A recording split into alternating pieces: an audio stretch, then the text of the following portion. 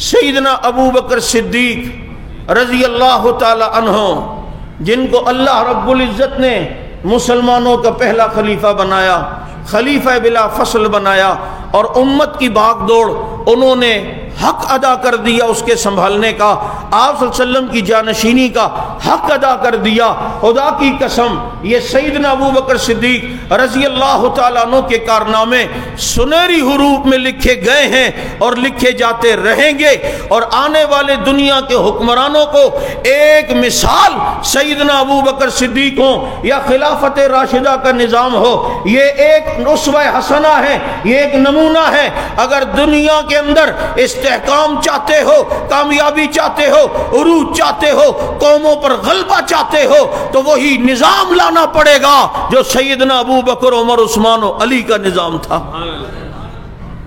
پھر دیکھو اللہ رب العزت کتنی عزتیں، ترقیاں بھی دیں گے۔ آسمان موتی برسائے گا، زمین سونا اگلے گی۔ کب؟ کہ جب فالو تمہیں ابو بکر، عمر، عثمان و علی کو کرنا پڑے گا۔